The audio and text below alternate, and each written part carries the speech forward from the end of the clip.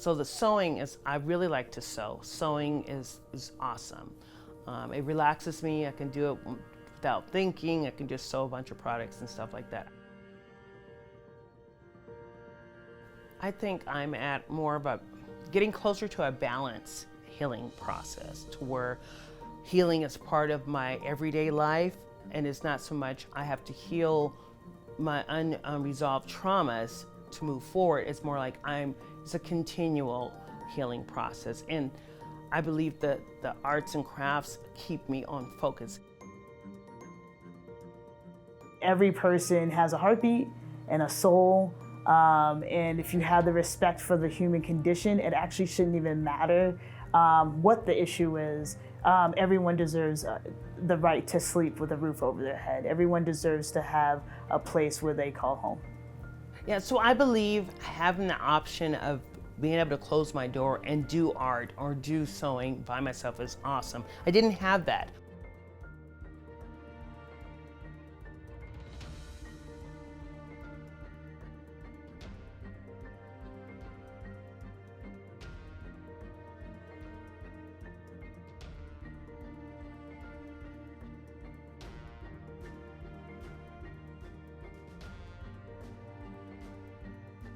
You give someone the opportunity to have a home, then you give them the opportunity to live freely as they see fit, and also to the opportunity not to live in crisis, and space to really just think about their own lives and how to thrive. So housing is so important to people with disabilities because it allows them an opportunity to have a safe place to sleep, to enjoy life, a base if they want to have employment, a way to be part of the community, to enjoy friends, to have people come in to help them take care of themselves. Like if you're privileged enough to have a home, the home means a lot more than just house. It involves safety. It involves a space where you can have hobbies, a space where you're with your family or friends, a space where you have fun, a space where you can cry alone, a space where you can get your basic needs met, stay clean.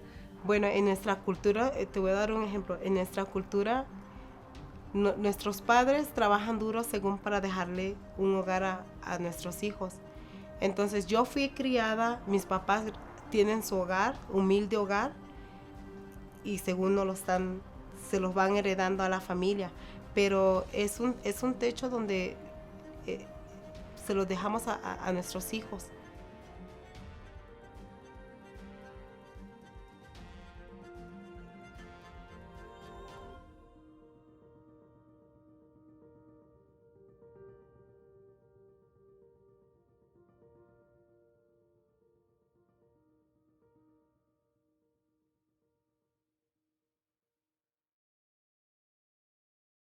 Well, I was an educator. I was trained in psychology.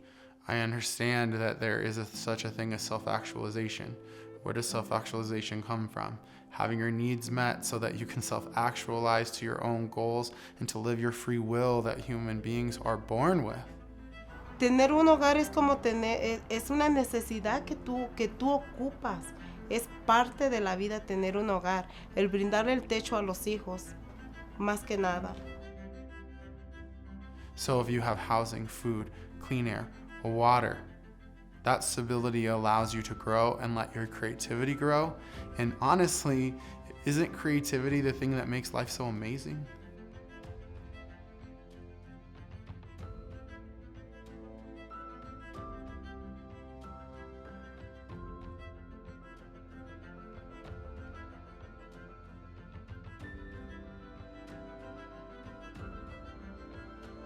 I want people to see my pieces of art or my lifestyle and see that regardless of what I look like or how I dress or where I live, that anybody can experience anything, but be creative.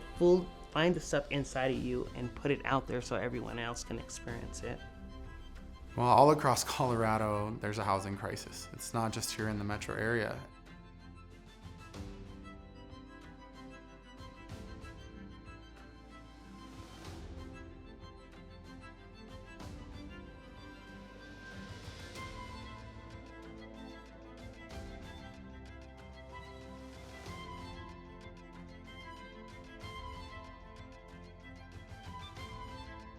Homelessness is not a result of individual actions, but rather is a result of societal, economic, and other systemic factors. Well, it started off with when I was living in Lakewood. I was living in this apartment, I think it was in 2007 or 8, and I was working, I had a boyfriend, and then one morning I woke up and he wasn't sounding good. He was pacing back and forth, and I think he wasn't feeling well, so I ran to the store to get him some, medicine for his symptoms. And when I returned, he had passed away. I wasn't aware of it. He was just laying there on the couch, body still warm, and then after trying to check his breath, I realized he wasn't there. So that was very traumatic. I couldn't deal with touching the couch. I couldn't deal with going to work. They only gave me 1 week off. So it became a domino effect with not working as much as I should, getting evicted, then couch surfing, and then finally I started staying on the streets in downtown. And then I was homeless and trying to work, and then I lost my job. When you're unhoused, it does create 1,000 paper cuts to the soul. It's not the punch in the face. It is the microaggressions. It is the messaging that this is deserved. I want people to know that it's like anything else, any kind of trauma that anyone goes through. It's hard to work through that, whether it's grief or losing things. Everything is a process, and sometimes you have no control of how fast or how slow it takes you to move through this process. Housing is an intersectional issue, and other forms of oppression show up there. Colorado Accessibility Coalition works on all kinds of different issues. When our executive director, who also has a significant disability and uses a wheelchair herself, did a statewide listening tour, housing was the #1 issue that people talked about. We know that housing is a poverty issue. Many of our issues are poverty related. And I must say that while I am a white woman, people who are people of color have a higher percentage of people with disabilities. And when they live in the intersection of disability and people of color, they have compounding disadvantages, so they can face additional discrimination in finding housing. People who experience racism, sexism, homophobia, transphobia, ableism, etc. are all overrepresented in our homeless community as opposed to the general population. And when we look for diverse solutions, we need to be thinking about how to get people with lived experience at the table with decision-making power.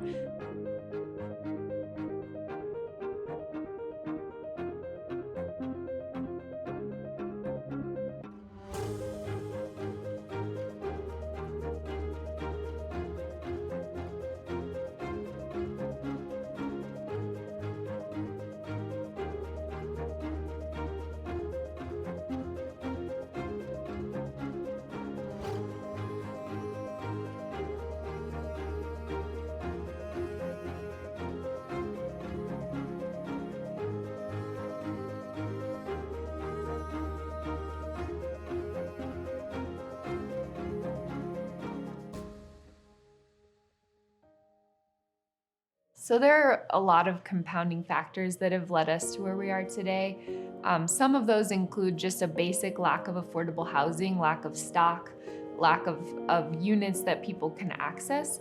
And then on top of that, there's the economic piece, which includes wage stagnation, a lack of jobs that are relevant to people, a lack of jobs that provide an income that is sustainable and allows someone to access housing, etc.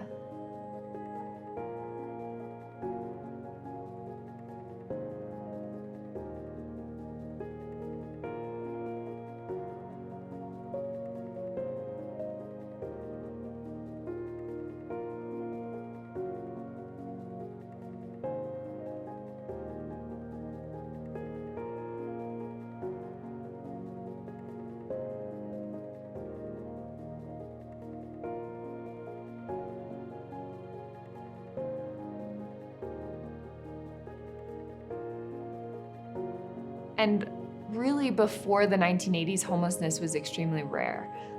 There were a few things that went on that have kind of led us to where we are today. Around the 1980s, mental health institutions were under a lot of criticism and kind of highly publicized. And so the federal government decided to do a pretty massive shutdown of those facilities throughout the country, rather than providing updates, providing a new model of service, etc., to those facilities. We closed a lot of the institutions for people with mental illnesses, and we forced them out. And so many of them make up the community of people experiencing homelessness. Another factor that occurred around the 1980s is that the federal government de-invested in public affordable housing, and that really is the biggest driver of where we are today, that the amount of affordable housing that's needed has continued to decrease, whereas the need has increased. You know, I think people ask us about, or they seem to be surprised about this kind of the systemic impact of being unhoused, but we know that this is not new. From the beginning of time, if you were not white or male, the odds are that you probably didn't own housing, and landowners were able to build wealth. And if you were Black or Indigenous or Asian, you were not able to build wealth. And with folks with disabilities, there was a messaging not unlike Black folks or brown folks or Indigenous folks, right? Which is that you're not whole, so you're not deserving of even owning anything or getting wealth or getting jobs or any of that.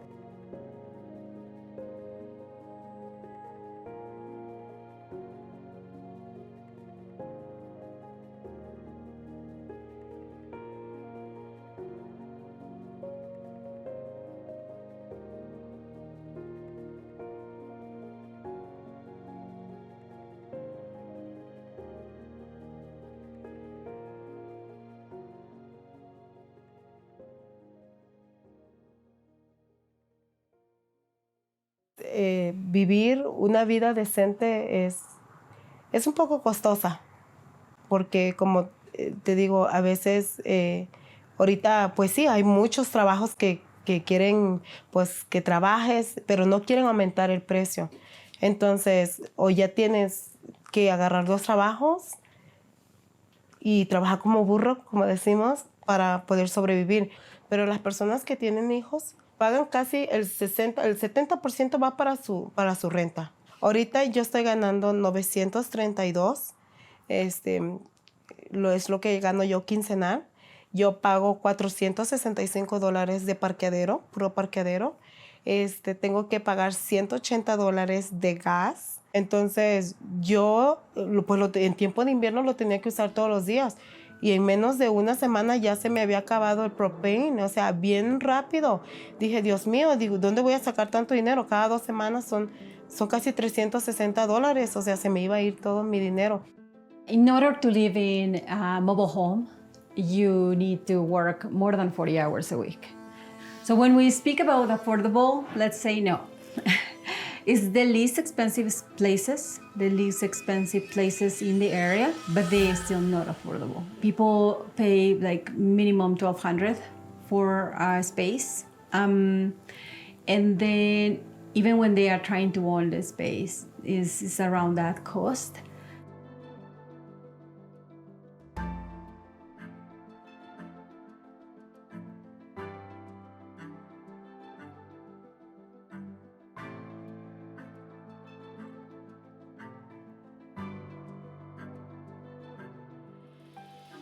Te digo, porque pues yo por más quisiera yo trabajar, partirme en dos y tener otro trabajo, pero pues mi hija también me necesita.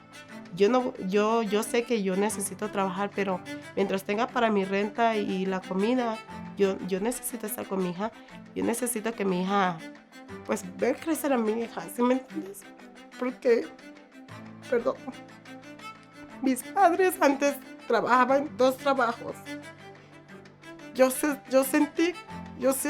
sí sé que sentir crecer sola. Entonces, yo no quisiera que mi hija pasara eso.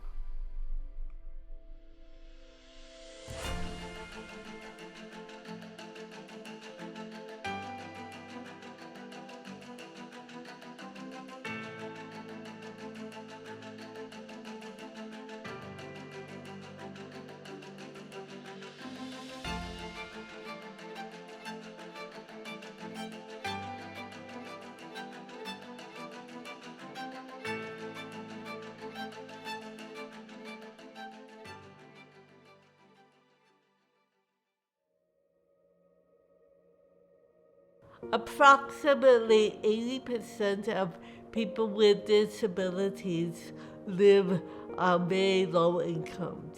And we don't have enough very low income housing with enough supports to help them be housed. People think that there are a lot of housing vouchers, and there are not enough housing vouchers for people with disabilities, and housing vouchers will only pay up to a certain limit, and it's not full market rate limit.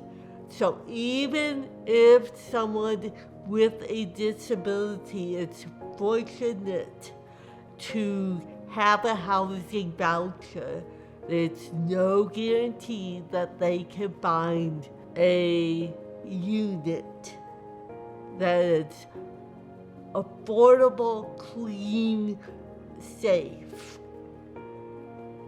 anywhere in Colorado.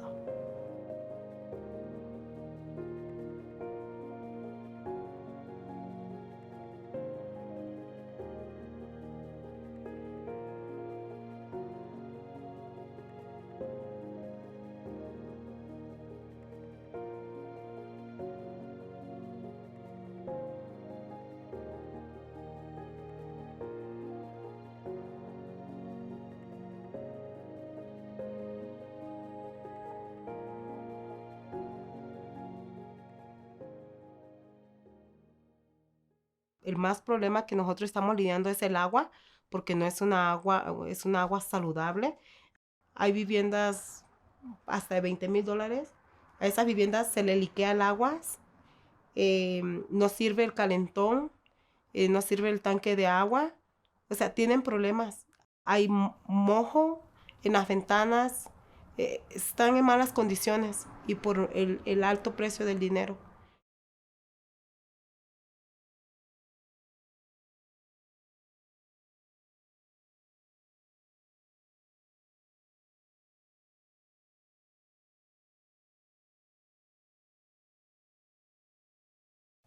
For those individuals who would say, well, just go into a shelter, let me ask you, does it necessarily feel safe?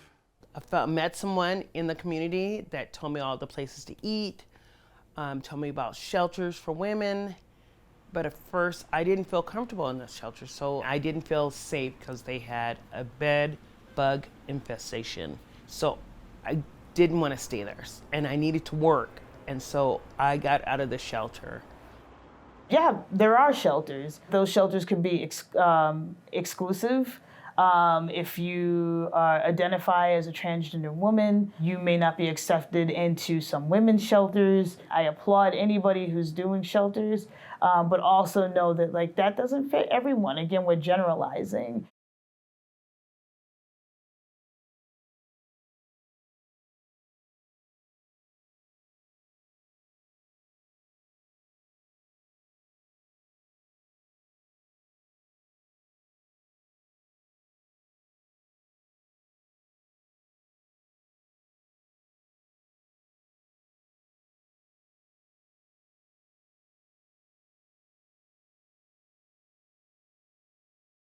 After the camping ban passed, there was a lot of, I want to say, confiscating of people's properties. It still wasn't good because everybody was losing their stuff over and over again. And if you left a backpack for 20 minutes, it's trash. They would just throw it away and there was no way you're going to get it back. What if you had your ID, your social security card, food stamp card, all that was gone. You had to start all over again. I don't think that the streets in front of someone's home is the safest place for individuals. I don't think in front of a business is either. But I also don't think that we should terrorize people or cause more trauma to them. I use the word traumatically displaced. Sweep is the word they want us to use. They want you to think about it as just a sweep. No, it is the destruction of property. It is a waste of resources. When you have all your things taken, it's traumatizing because you don't have anything. It took so long just to get that. It took 3 to 6 weeks to get your birth certificate or your ID because you gotta wait for it to come in the mail. That meant that you have to stay and you can't move forward because you gotta go back to step 1 again. So you wanna self-medicate or find other options because it's frustrating and you have to deal with that issue, let alone the places you're gonna live and sleep and eat. Homelessness is criminalized in our society, and there's a lot of reasons why. One underlying reason is the idea of othering, that people who are homeless are not understood, and homelessness can be really visible, especially in metro areas, and it makes people uncomfortable. It makes people in power uncomfortable.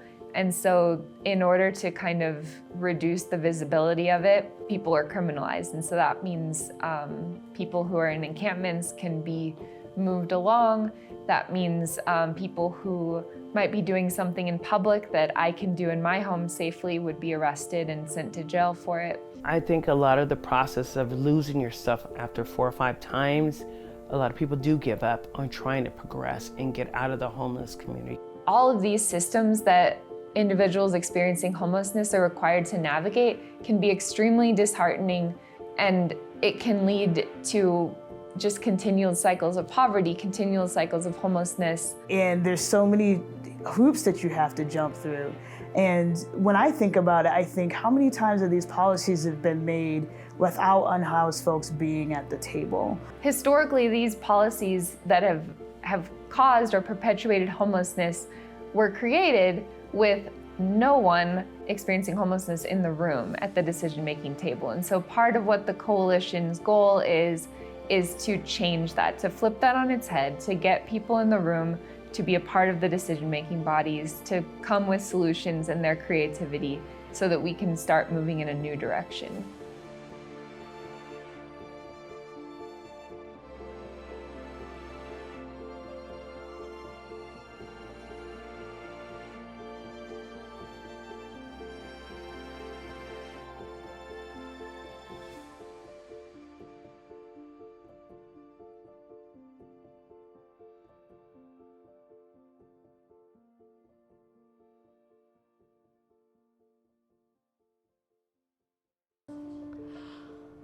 Colorado Cross Disability Coalition believes that people who are impacted must be at the table.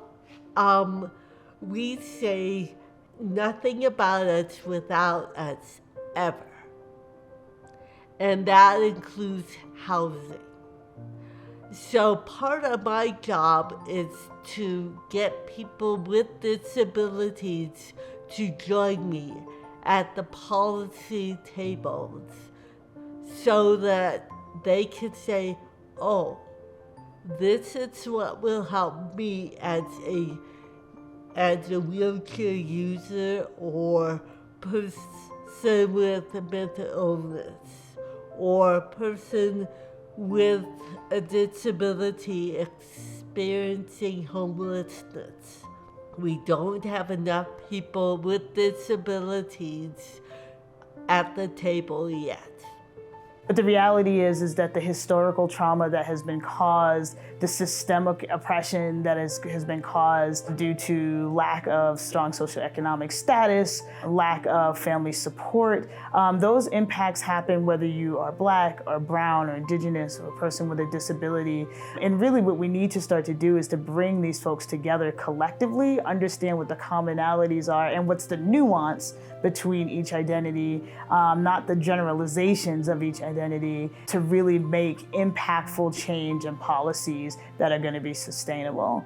Doing the same thing over and over again and expecting a different result is the definition of insanity. And so many of our bureaucratic systemic issues, so it has to do with doing the same thing over and over again. The different outcome is to allowing these folks, unhoused folks, and folks who are on the edge of being unhoused, to have a voice and a say in what's happening, and to take it seriously, not to tokenize them, not to make it good for a photo op, but take what they are saying to be true and change the policies and being committed to those people. Because at the end of the day, they are your constituents, and our job as civil servants is to serve those folks, our most vulnerable, creating opportunities for them to thrive.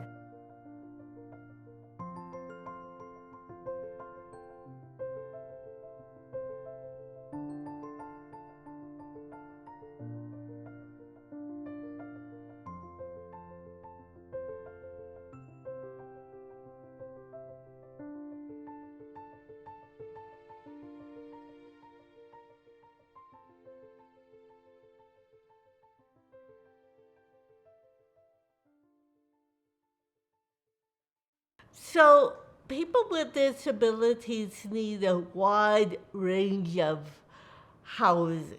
Some people need fully accessible housing, rolling showers, lower cabinets. Others need housing with supports like caseworkers and other supports to make life work for them. And there's just not enough of either one. And we need more truly affordable housing.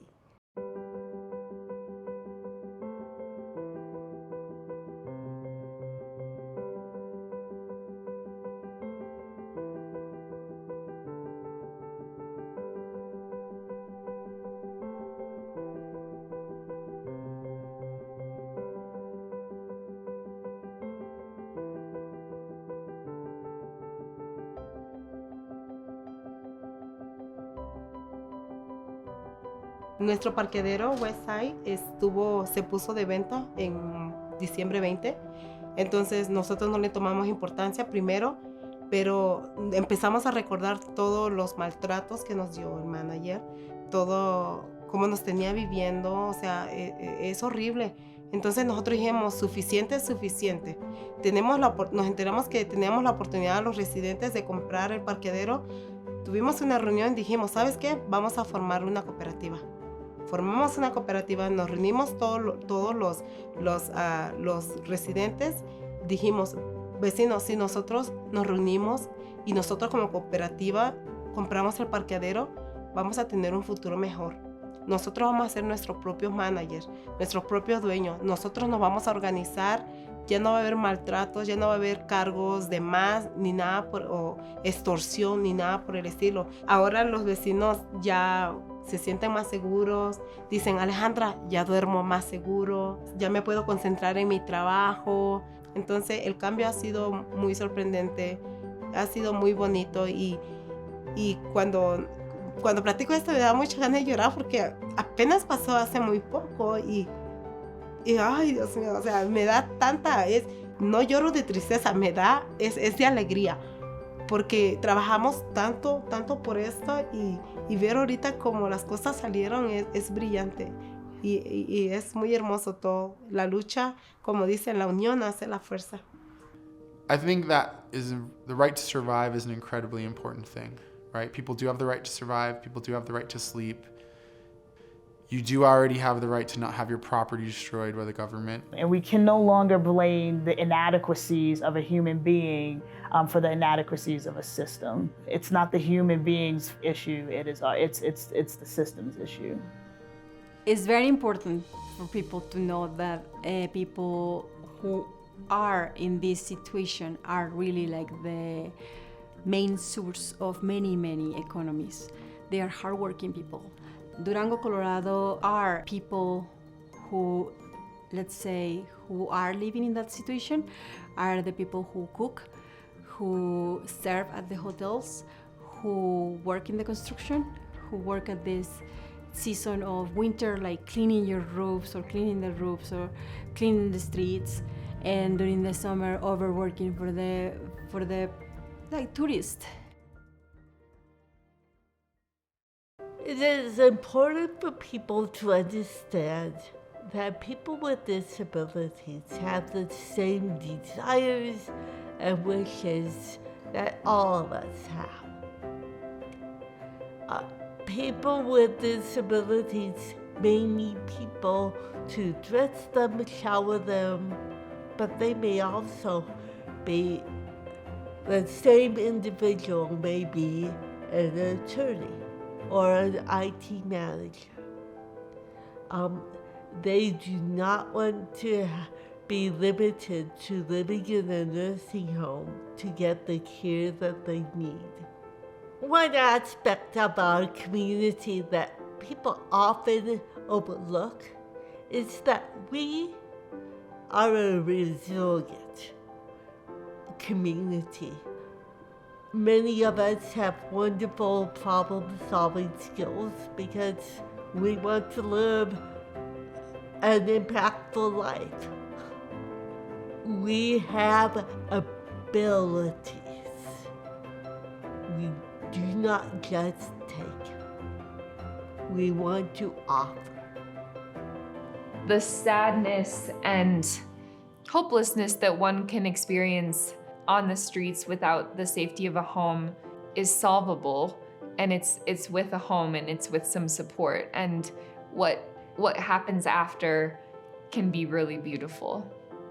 Esta es nuestra vida, nuestro futuro de nuestros hijos y tenemos que unirnos todos porque la unión hace la fuerza. Pues me gustaría primero que se unan como comunidad. Yo sé que tal vez nuestro vecino de al lado no nos caiga bien, pero recuerden que no estamos hablando de una sola persona. Se tienen que unir como comunidad porque, como te vuelvo a repetir, la unión hace la fuerza. We want to do this for housing so that people with disabilities can thrive and be part of their real communities. So many people think of people with disabilities as other people. But we are real people with the same dreams, same desires. We want places to live where we are safe, where we can play, where we can love, where we can grow as real